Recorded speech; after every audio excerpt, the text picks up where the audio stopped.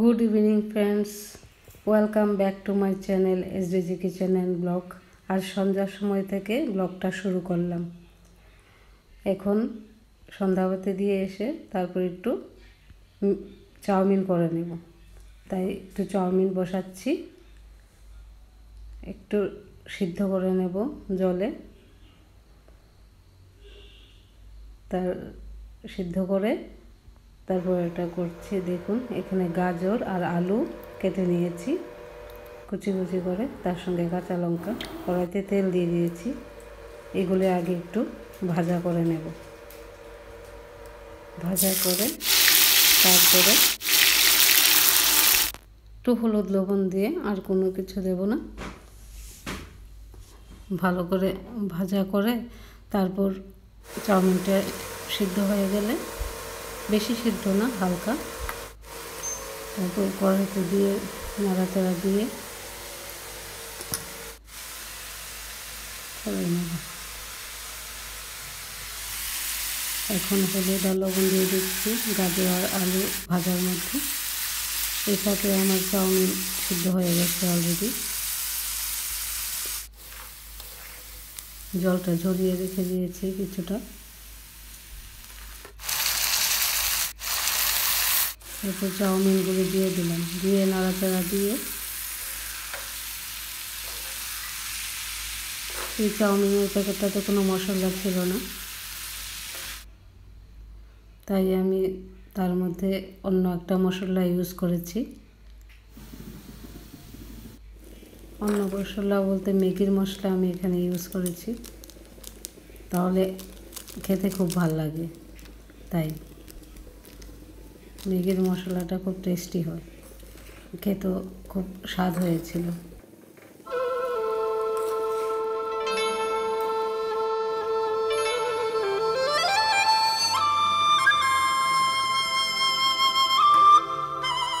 আমার চাউমিন করা কমপ্লিট হয়ে গেছে। এখন প্লেটে বেড়ে নেব। 3টা প্লেটে আমি চাউমিন বেড়ে নিচ্ছি। তার উপর দিয়ে একটু কাঁচা পেঁয়াজ সস দিয়ে দিলাম। একটা দুর্দান্ত সন্ধ্যাবেলার টিফিন হয়ে গেল। খুব টেস্টি হয়েছিল এই চাউমিনটা খেতে।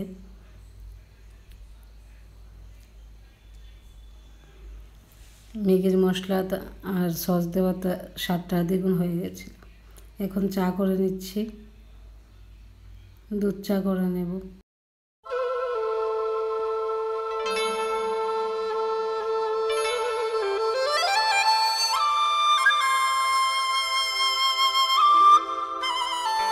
চাউমিন বা ম্যাগি বা যাই টিফিন বলো, তার সঙ্গে একটা দুধ চা হলে জমজমাট খাবার হয়।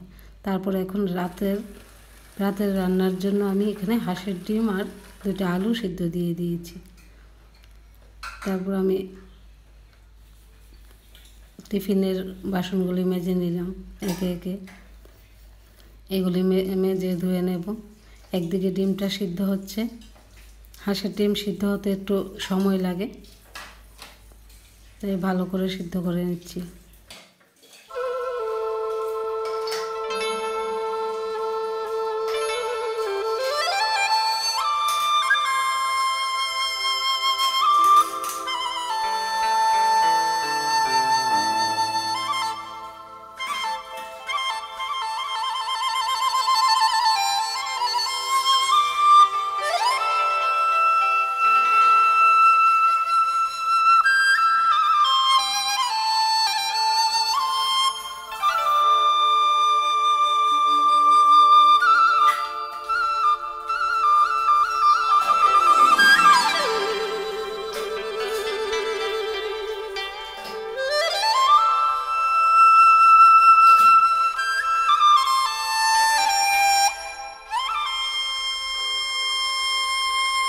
চার বাসন ধোয়া আমার কমপ্লিট হয়ে গেল, চা টিফিনের বাসন।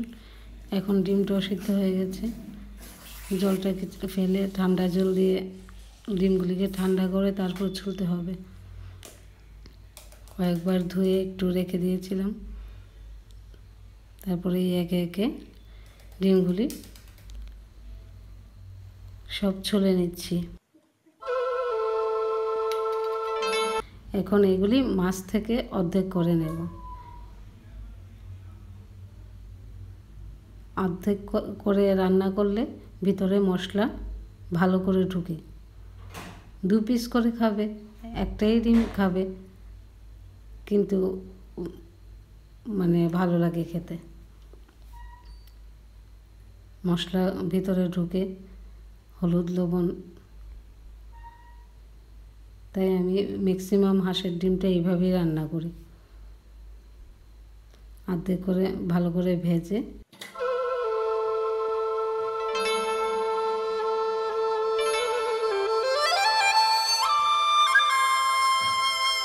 মাঝখান থেকে একদম সুন্দর করে অর্ধেক করে নিচ্ছি। আলুগুলিও কেটে নেব।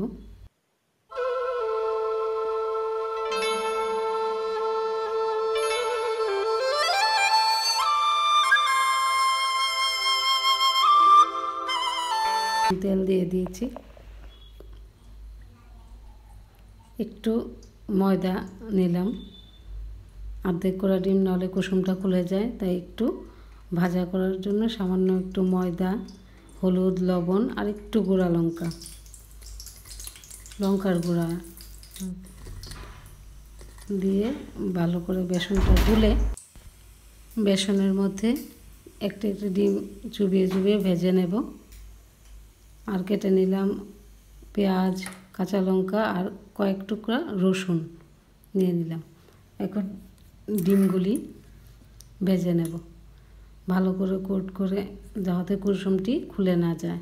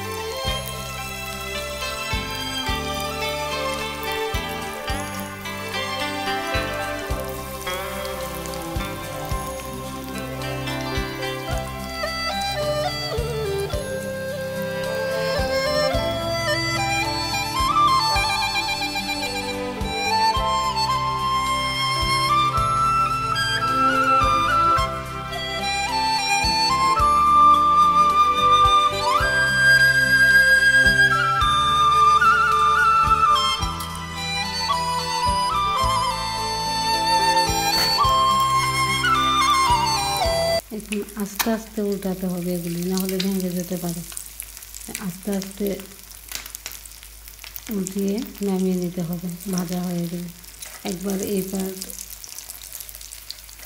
একবার ওই পাট ভাজা করে নামিয়ে নিতে হবে।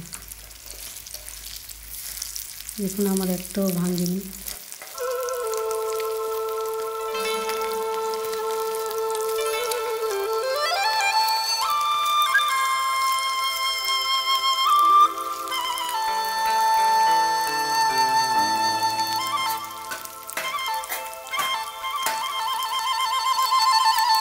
এখন একে একে সবগুলোকে নামিয়ে নেব, একটা বাটিতে নামিয়ে রেখে দেব।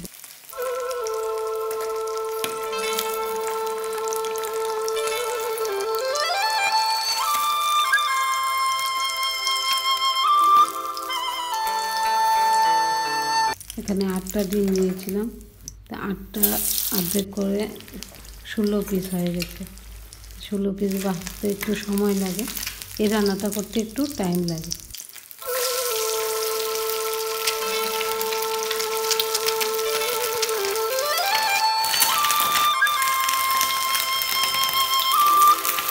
একদম পাশাপাশি জোড়া লেগে গেছে, এটা ভাঙিনি, ভাঙলে ভেঙে যেতে পারে। তাই ঝুলে যখন ঝুলে দেব তখন নিজের থেকেই আস্তে আস্তে ছুটে যাবে। এখন আলুগুলিকে হালকা হলুদ লবণ দিয়ে ভেজে নেব।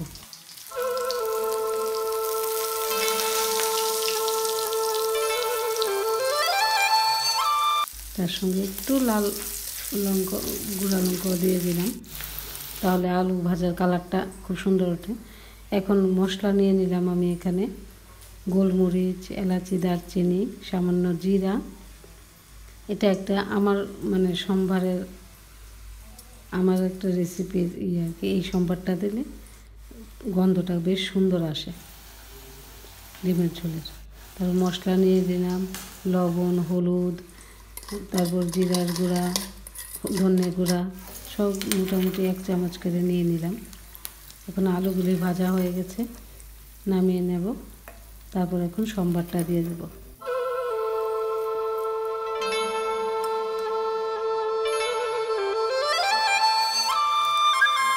এগুলি একটু ভাজা ভাজা হলে তারপর তার মধ্যে পেঁয়াজ দিয়ে দেব।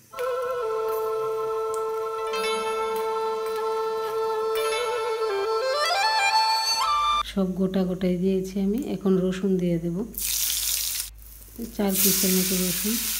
তারপর প্রায় 3টা পেঁয়াজ কেটেছি, 3টা পেঁয়াজ কুচি কুচি করে কেটে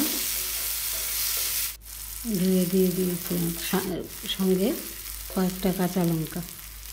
পেঁয়াজগুলি ভালো করে ভাজা হয়ে গেলে ওই মশলাটা দিয়ে দেব। মশলাটা যে বানিয়েছি এটা দিয়ে দেব।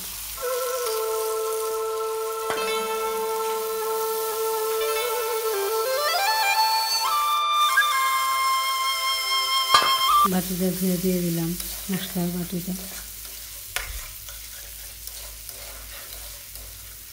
এর আগেও আমি চ্যানেলে অনেক রেসিপি শেয়ার করেছি, ভালো লাগবে দেখবেন। মশলাটা ভাজা হয়ে গেছে, তেল ছেড়ে এসছে। এখন জল দিয়ে দেব।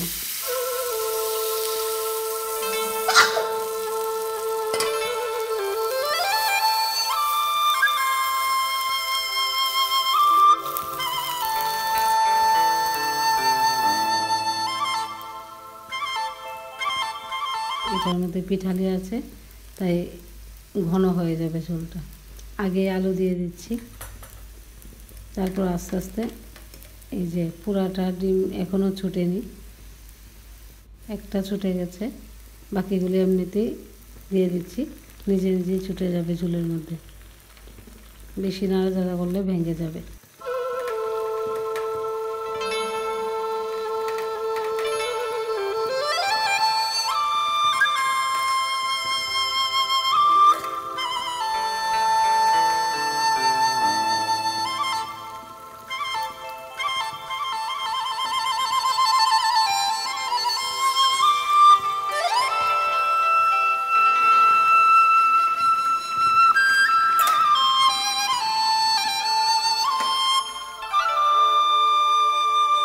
এই যে আমার ডিমের ঝোল কমপ্লিট হয়ে গেছে। ঝোলটা দেখুন অনেকটা ঘন হয়ে গেছে। এখন রাতে যে আমরা খাবো তার জন্য একটা বাটিতে নামিয়ে নিচ্ছি রাতের জন্য, আর বাকিটা কড়াইতে থেকে যাবে, পরদিন আবার গরম করে। এখানেও 6 পিস নামিয়ে নেব।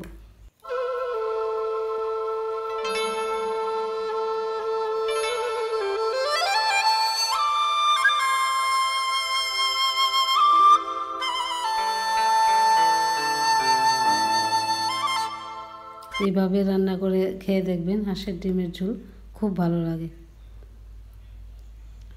তখন প্রায় রাত্র 11টা বেজে গেছে। এখন আমরা ভাত খেয়ে নেব।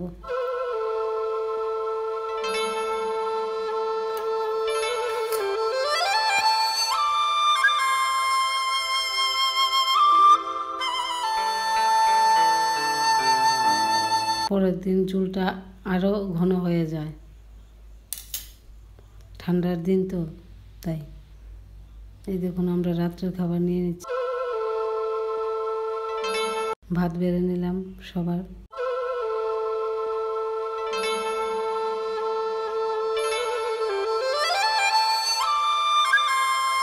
আর ডাল আছে, আগের রান্না ডাল, এখন আমি ভাত খাওয়ার পরে বাসন টাসন মেজে রান্নাঘর পরিষ্কার করে নিয়েছি। কালকে তরকারিটা ঢেকে নিয়েছি, রান্নাঘর পুরা ক্লিন করে নিয়েছি।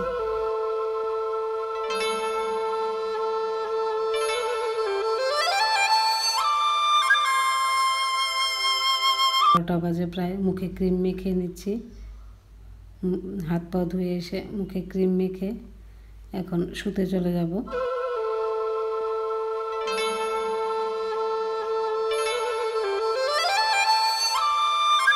ময়শ্চারাইজার মেখে শীতের মধ্যে না হলে স্কিনগুলি রাফ হয়ে যায়।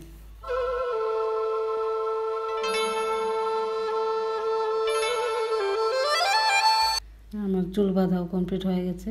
চুল না বেঁধে রাত্রেবেলা ঘুমাইতে পারি না। Good night friends, thanks.